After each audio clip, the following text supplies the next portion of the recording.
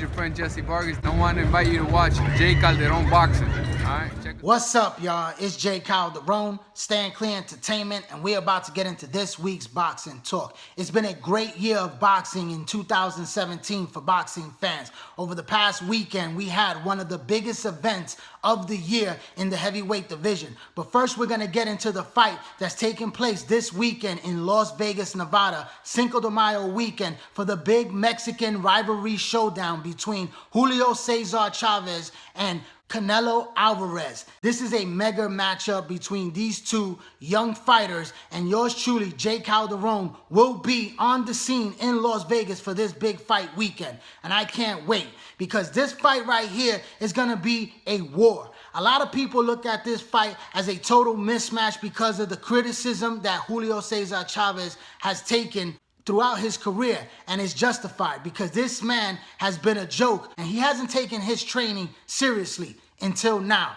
I believe this will be the best training camp that Julio Cesar Chavez Jr. has ever had in his entire career. He is going to have one of the greatest Mexican trainers, Nacho Beristain, in his corner and throughout this training camp, and he has one of the best strength and conditioning coaches in the game, and that's Angel Memo Hernandez. The fight is at a catch weight at 164.5 pounds, and I believe Chavez will make the weight without struggling. He's gonna rehydrate to about 20 pounds more than Canelo Alvarez. Alvarez is moving up 10 pounds in weight for the very first time. Canelo Alvarez is the better fighter. He's the one with the more technical skills, better skill set than Chavez Jr. El knockout es impredecible. You want to tell Canelo? Claro que lo puedo noquear. Canelo Alvarez may have knocked on cold with that shot. Technical knockout for Julio Cesar Chavez. Aunque no le guste, a mucha gente no le guste, yo soy el mejor boxeador en este momento. We don't walk no more, we fight. Motherfucker from the heart, we get this war in the night. This is just macho things. Stop trying to be macho, right, Joe? You don't want to fight, Joe? I get my scrap on, put niggas lights out, clap on. Get it started again. We gon' get it started again. We gon' get it poppin' again. We gon' get it poppin' again. Follow me now.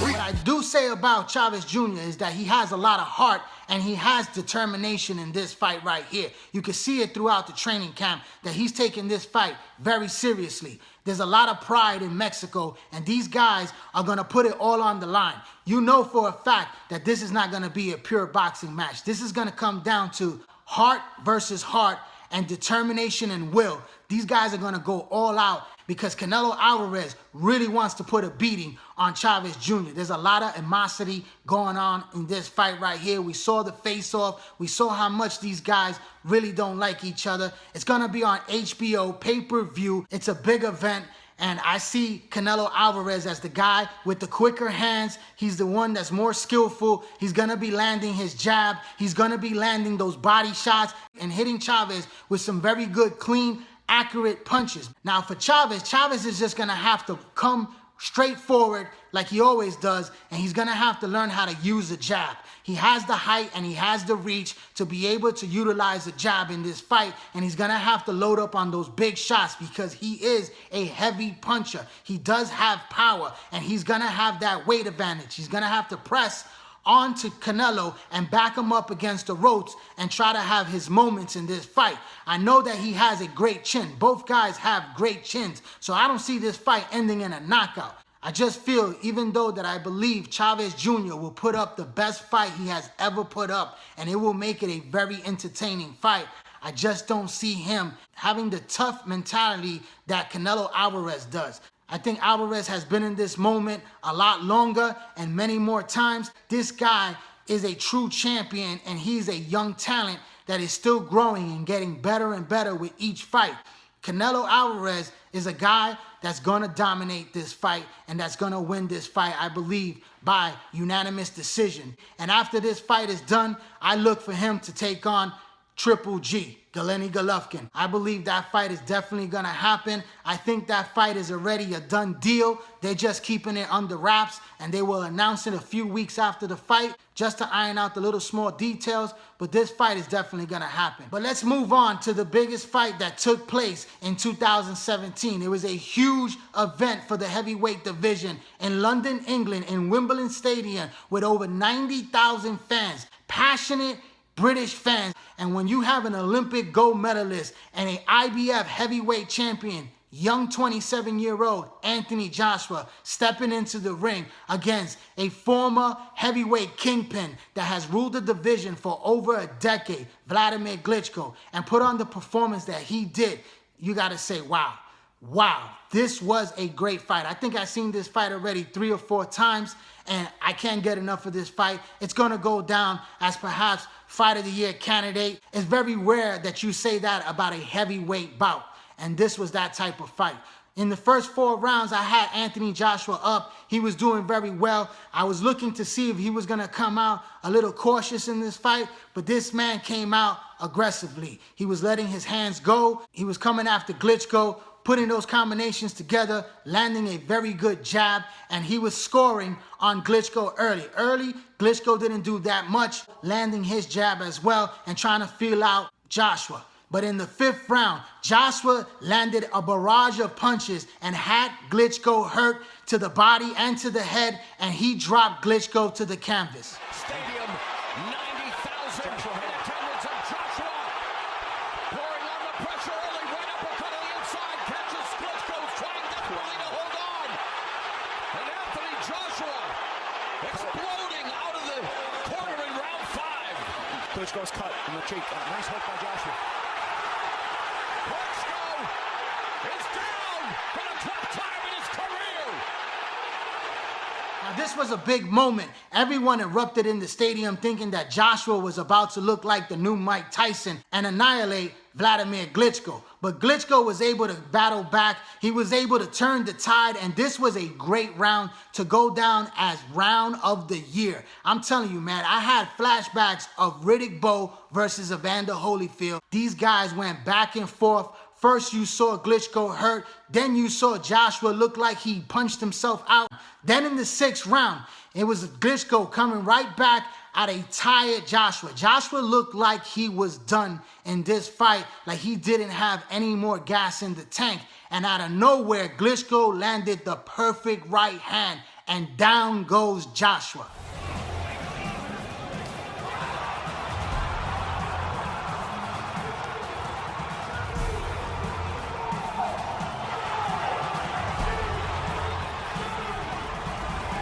Everyone saw Joshua hit the deck and get back up. Everybody was in panic mode in Great Britain because Joshua looked like he was about to get knocked out by the old warrior. And I gotta tell you, Klitschko looked the best that he's looked in a very, very long time. This did not look like a 41-year-old fighter that was washed up and finished. This did not look like a fighter that hasn't fought in over a year since November of 2015.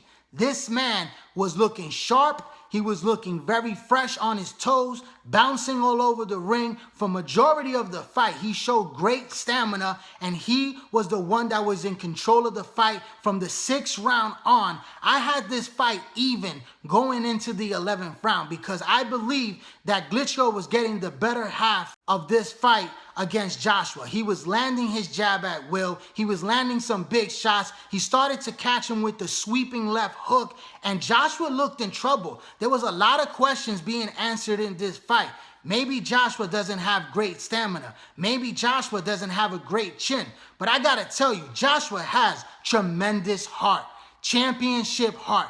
The way he came back, the resilience that he showed in this fight to come back in the 11th round and storm back and hurt Klitschko with a beautiful uppercut that whipped the head of Klitschko. It was an amazing shot.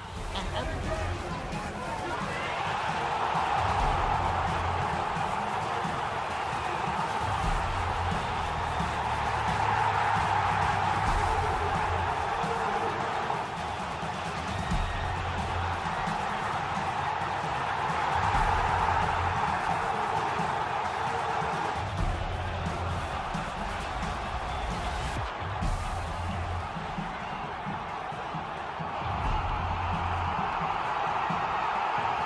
great comeback to make a great finish in a heavyweight fight that we haven't seen this in a very long time. And what a stage it was in front of 90,000 fans. Anthony Joshua, the new unified champion that picks up the WBA and IBO heavyweight titles. He is the man in the division to beat right now. And I know Joshua was calling out Tyson Fury. And let me make this clear to you. Tyson Fury is not coming back to the boxing ring. I don't care what they're saying right now about him making his return and what he's talking about. This man is out of shape. He weighs over 300 pounds. He is not in the shape possible to make a quick ring return and step back into the ring to face Joshua. He has to get into shape. He has to get his mentality straightened out before he steps into the ring. And I believe he should take a tune-up fight before he even faces a guy like Joshua at this point.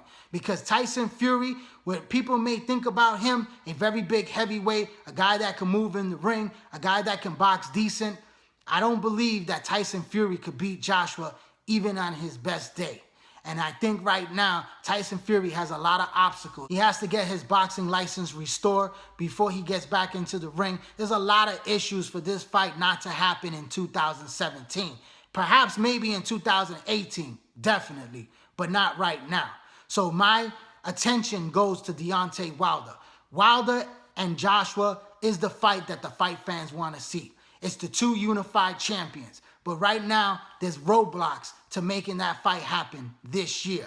Joshua has two mandatories that he has to face before he can fight Deontay Wilder, or he will risk losing his titles. He has a mandatory against Puloff, and then he has a mandatory against Luis Ortiz. Now, that's a fight that many people will want to see. I believe they're going to make the Puloff fight next. This summer, that fight will take place. It's an easy fight for Joshua. He should blow him away quite easily and then fulfill his mandatory. What I suggest is for Deontay Wilder to give Luis Ortiz a shot at the WBC title right now in a matchup that will go a very long way with boxing fans. It's a big fight. It's to see who's the best fighter at the two. A lot of people think King Kong is the man of the division. Some people believe that Deontay Wilder will destroy him and also destroy Joshua, but we have to wait and see. I say take care of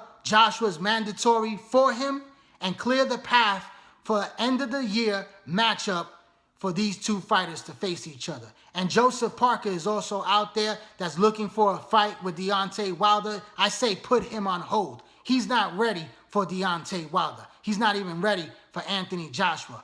Joseph Parker is a good young fighter, undefeated champion, but he's not ready for these guys right now. But that's my final analysis. Thank you to all my boxing fans that tune into my YouTube channel, J. Calderon Boxing Talk. Please subscribe to the YouTube channel. Follow me on Instagram and follow me on Twitter at J. Calderon Boxing. Also, join that Facebook boxing group page, J. Calderon Boxing Talk. I'm J. Calderon, Stand Clear Entertainment. Thanks for your support. Keep watching and please subscribe.